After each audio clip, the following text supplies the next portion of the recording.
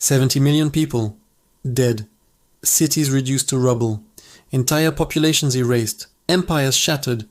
The Second World War remains the deadliest conflict in human history, a cataclysm so vast that its shadows still stretch across our world today. But how does civilization descend into such madness? How do nations, rational actors, led by elected officials and military strategists, march willingly toward annihilation? The answer lies not in a single moment, but in a chain of failures, betrayals, and miscalculations that began more than 2 decades before the first shot was fired. This is the story of how the world sleepwalked into the abyss. This is the story of the gathering storm. November 11th, 1918. The guns finally fell silent across Europe, but the peace that followed would prove more fragile than anyone imagined. In the gilded halls of Versailles, the victors gathered to remake the world. But this was no magnanimous peace. France, having suffered unimaginable devastation on its own soil, demanded revenge. Britain sought to maintain its global dominance. And Germany, defeated, exhausted, on the brink of revolution, was not invited to negotiate. The Treaty of Versailles stripped Germany of 13% of its territory and all of its overseas colonies. The Rhineland was demilitarized. The German military was reduced to a skeleton force of just 100,000 men, but most crushing of all was Article 231, the War Guilt Clause, which placed sole responsibility for the war on Germany's shoulders. And then came the bill, 132 billion gold marks in reparations, an astronomical sum designed to cripple Germany for generations. To many Germans, Versailles was not a peace treaty. It was a humiliation, a betrayal, a dictated peace imposed by vengeful enemies. The seeds of resentment were planted deep, and in that poisoned soil, something dark would soon take root. To prevent future conflicts, the victors established the League of Nations, a bold experiment in collective security, where nations would resolve disputes through dialogue rather than warfare. It was President Woodrow Wilson's dream.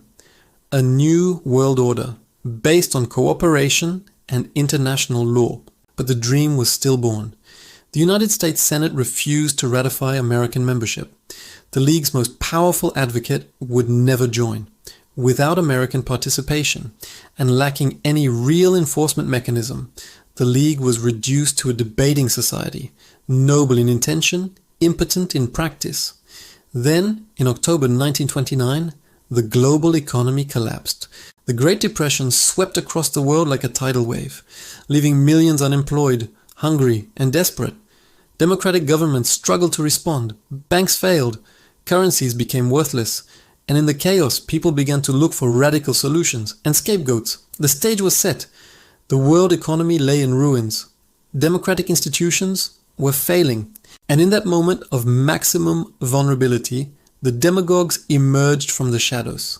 His name was Adolf Hitler, an Austrian-born failed artist and decorated war veteran who had found his true calling, not in painting, but in politics. His message was simple, seductive, and catastrophically dangerous.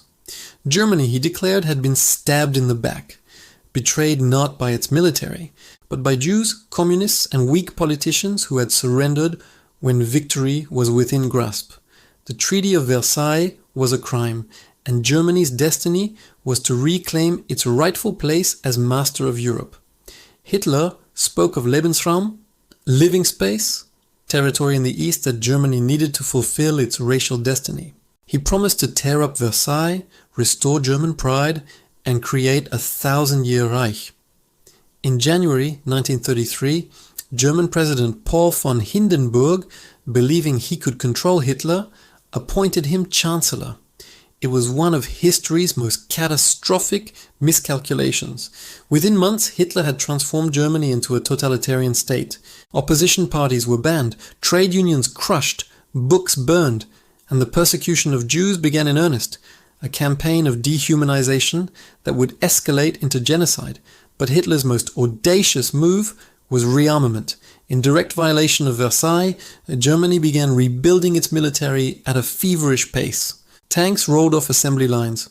The Luftwaffe, the German Air Force, was born, and the world watched and did nothing. Hitler was not alone. In Italy, Benito Mussolini had pioneered a new form of government, fascism, a toxic blend of ultranationalism, militarism, and authoritarian control, all wrapped in the rhetoric of restoring ancient Roman glory. In October 1935, Italy invaded Ethiopia, one of only 2 independent nations left in Africa. It was naked aggression, a war of colonial conquest in an age that claimed to have moved beyond such barbarism. The League of Nations condemned Italy and imposed sanctions, but they were weak, ineffective, and riddled with loopholes. Oil, the lifeblood of modern warfare, was never embargoed. And crucially, the Suez Canal, through which Italian supplies flowed, remained open. By May 1936, Ethiopia had fallen. Mussolini had gotten away with it. The League of Nations stood exposed as powerless. The lesson was clear. Aggression worked. Across the world, in Asia, a third power was on the march. Imperial Japan, a feudal society that had modernized with stunning speed, now sought to dominate its region. In 1931, Japan fabricated an excuse to invade Manchuria, carving out a puppet state called Manchukuo. The League of Nations protested, but Japan simply withdrew from the League. In 1937, a minor skirmish at the Marco Polo Bridge near Beijing escalated into a full-scale invasion of China. What followed was a campaign of staggering brutality. Cities were razed, millions of civilians were killed. The rape of Nanjing became a byword for atrocity.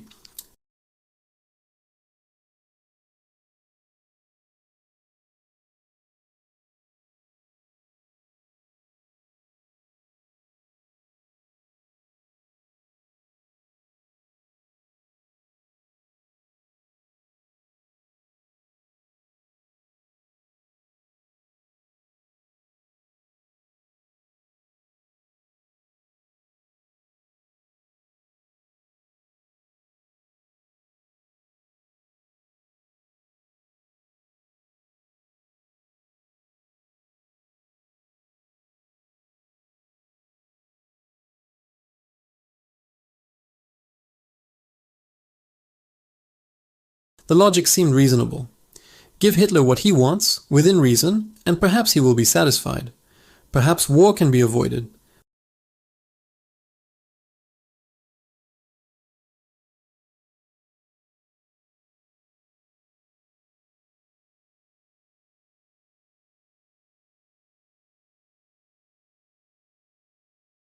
It was a brazen violation of the treaty, and Hitler knew it was a gamble.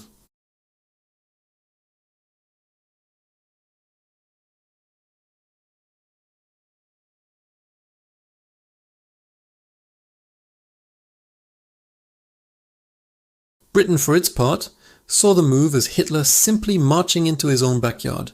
They did nothing. For Hitler, the lesson was powerful. He had faced down the victors of World War I and won.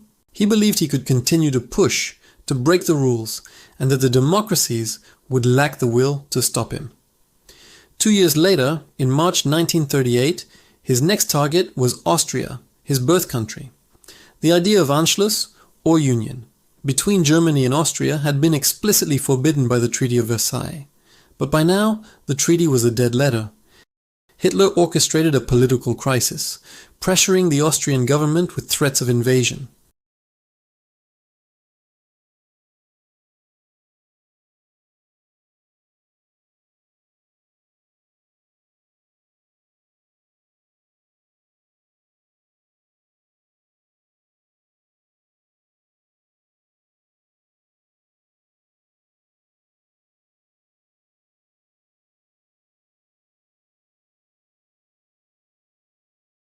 Next in Hitler's sights was Czechoslovakia, a thriving democracy created after World War I.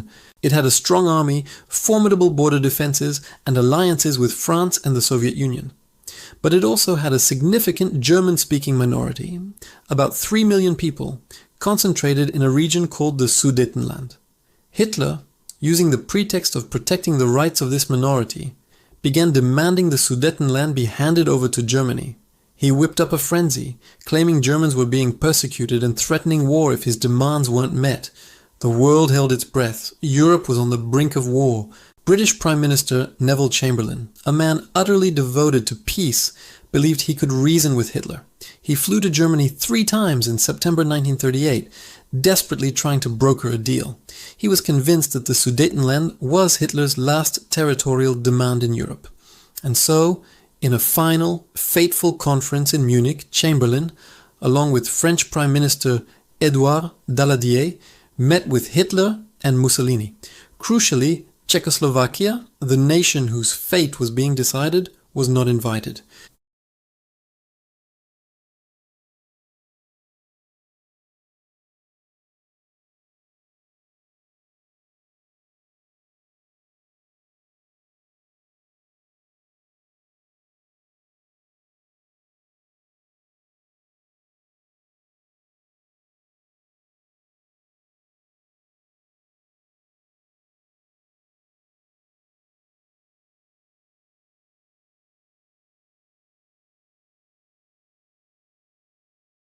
Winston Churchill, then a lone voice in the political wilderness, condemned the agreement in Parliament.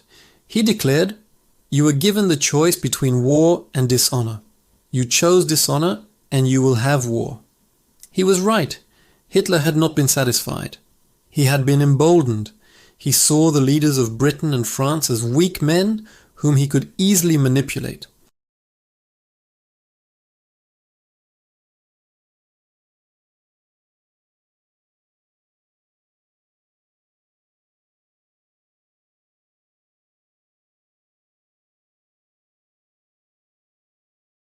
Chamberlain realized he had been deceived. Britain and France now understood that Hitler's ambitions were not limited to uniting German-speaking peoples. He wanted to dominate the continent. They scrambled to respond, issuing a guarantee of independence to Poland, which was clearly Hitler's next target. This blank check to Poland was a dramatic reversal of policy. It was a line in the sand. If Germany invaded Poland, Britain and France would declare war. But Hitler had one more diplomatic shock in store. For years he had positioned himself as the world's primary opponent of Soviet communism. The two ideologies, Nazism and communism, were supposedly mortal enemies.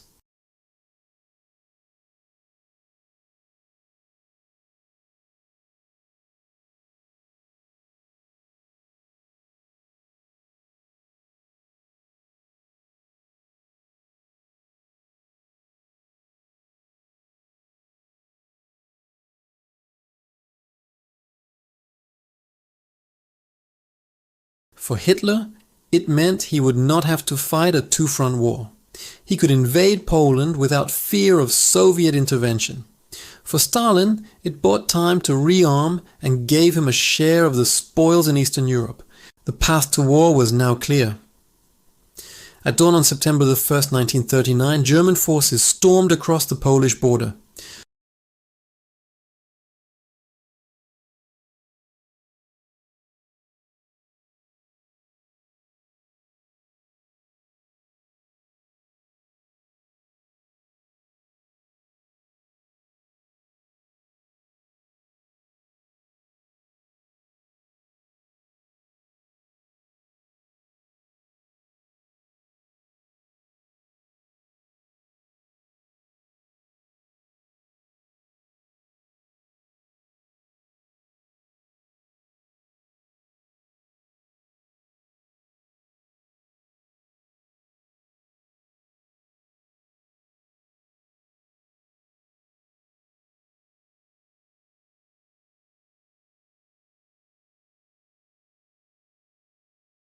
Let us know in the comments what historical topic you'd like to see covered next.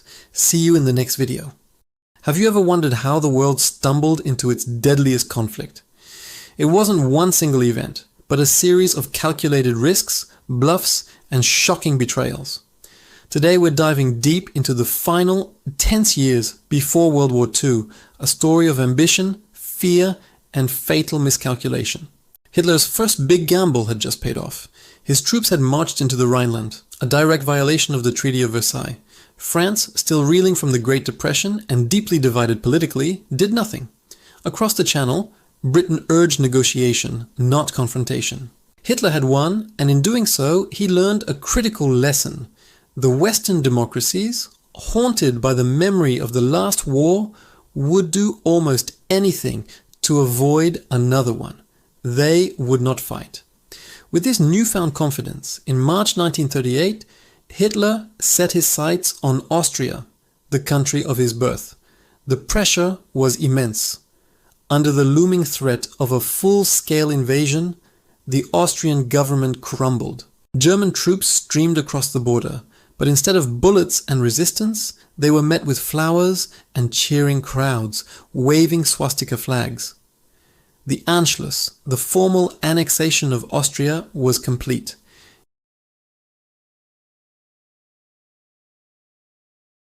And once again, Britain and France offered little more than strongly worded protests. Their inaction spoke louder than their words.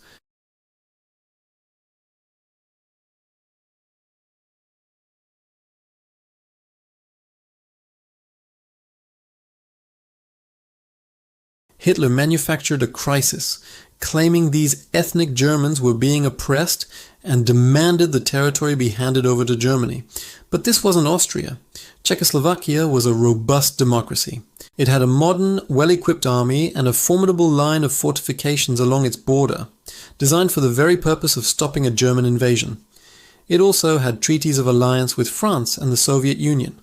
On paper, Czechoslovakia was ready and able to defend itself, but it would never get the chance. In September of 1938, a summit was called in Munich. The leaders of Germany, Italy, Britain, and France gathered to decide the fate of the Sudetenland. Conspicuously, no one from Czechoslovakia was invited. Their destiny was being decided for them by others. British Prime Minister Neville Chamberlain returned to London a hero. He stepped off his plane, triumphantly waving a piece of paper signed by Hitler. He declared to the cheering crowds that he had secured peace for our time. The deal was simple. Germany would get the Sudetenland, and in return Hitler promised this was his last territorial demand in Europe. Betrayed by its allies and left to stand alone, Czechoslovakia had no choice but to surrender.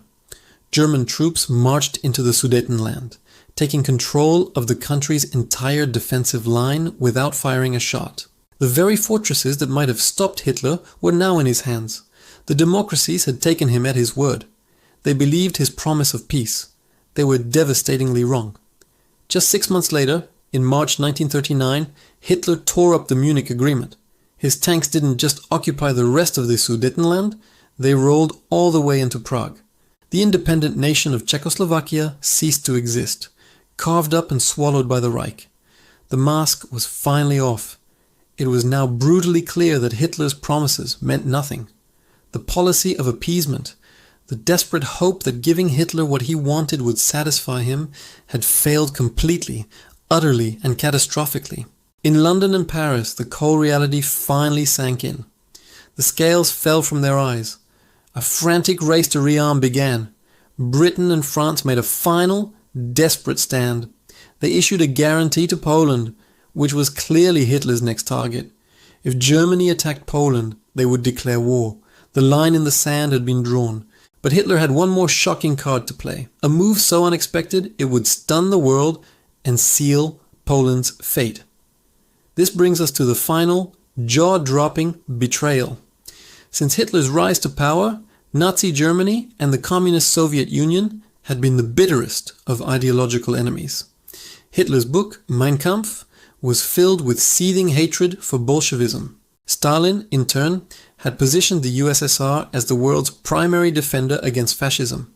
A war between these two totalitarian giants seemed not just likely, but inevitable, which is what made the events of August 23, 1939, so absolutely shocking. On that day in Moscow, the German foreign minister, Joachim von Ribbentrop, met with his Soviet counterpart, Vyacheslav Molotov. In the background, Joseph Stalin himself looked on, smiling. They signed what the world knew as the Molotov-Ribbentrop Pact. Publicly, it was a simple non-aggression treaty. The two nations promised not to attack each other. It was a diplomatic earthquake. But the public part of the story was a lie of omission. The real bombshell was hidden from view. Attached to the pact was a secret protocol. This secret clause was a cold-blooded plan to carve up Eastern Europe.